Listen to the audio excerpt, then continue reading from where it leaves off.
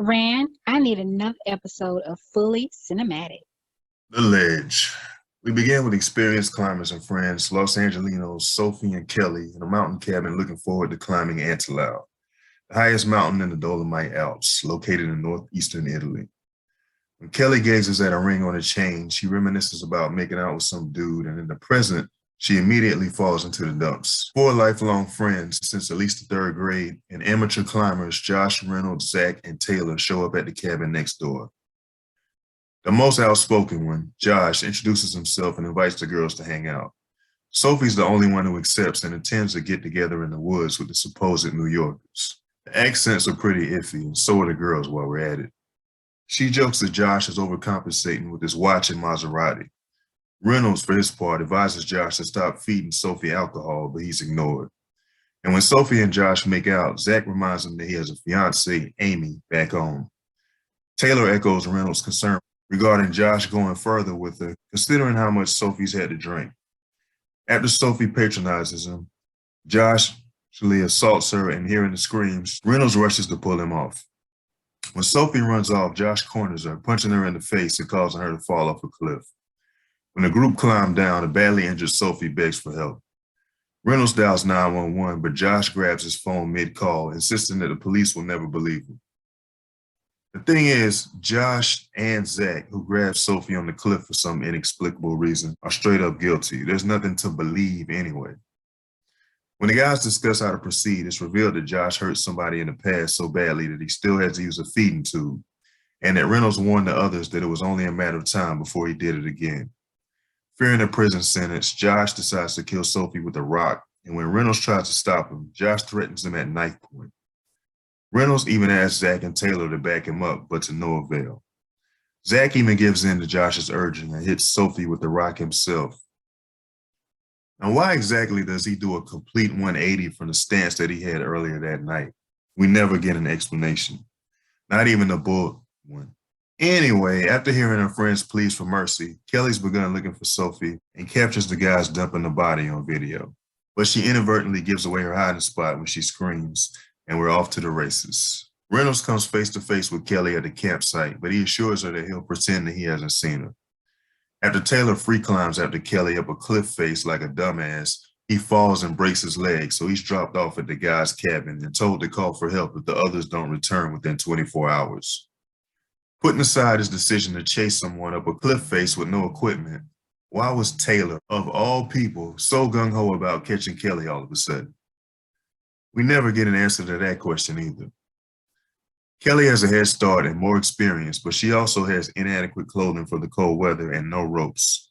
She ditched her coat while running through the woods, and most of her supplies fell out of her pack when Taylor grabbed it. She also drops her phone and water bottle. While climbing, Kelly flashbacks to lessons she learned from Luca, some mountain sensei guy, in order to help her to proceed, and has a close call with the snake.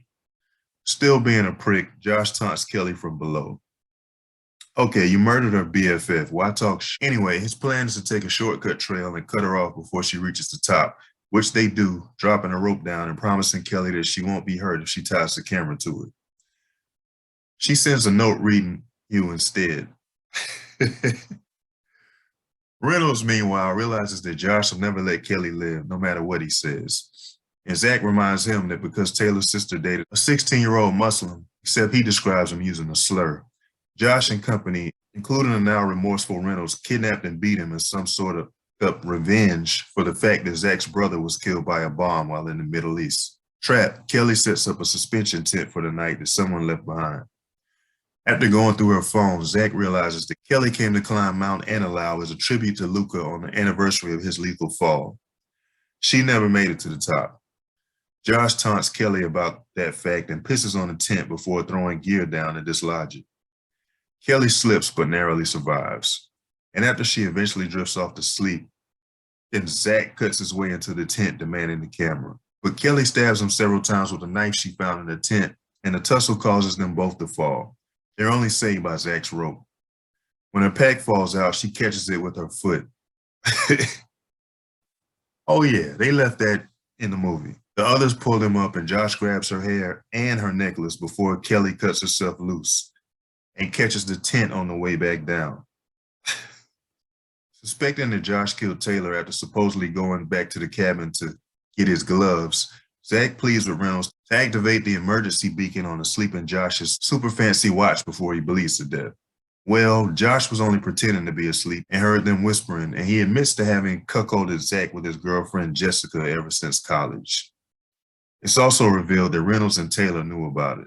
Completing his transformation into Dr. Evil, he says, "No woman alive has a loyal bone in her body." We get it. He's a sociopathic misogynist. Later, while Reynolds sleeps, Josh kills Zach with a wall hammer and lets him fall.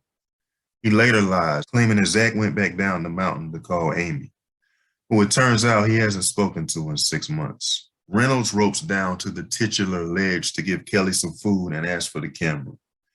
Bursting Reynolds' bubble, she explains that she saw Zach fall and suspects that Josh plans to kill the two of them as well.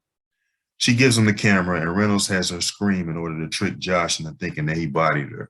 When Reynolds gets back up to the ledge, he calls Taylor, but his ringtone comes from Josh's bag. Josh immediately attacks him with his trusty hammer and then sets him on fire and hangs him by his feet on a rope a few seconds before the fire burns through it and he falls. You know, it's kind of up that the least problematic member of the squad gets the most horrific death. Meanwhile, Kelly remembers that Luca was in the middle of retrieving the ring that she dropped when he fell. This happened during Mountain Yoda's 5th trip and Kelly's 1st. In the present, she grabs a knife just before Josh, who discovered that the memory card was missing from the camera, ropes down to her.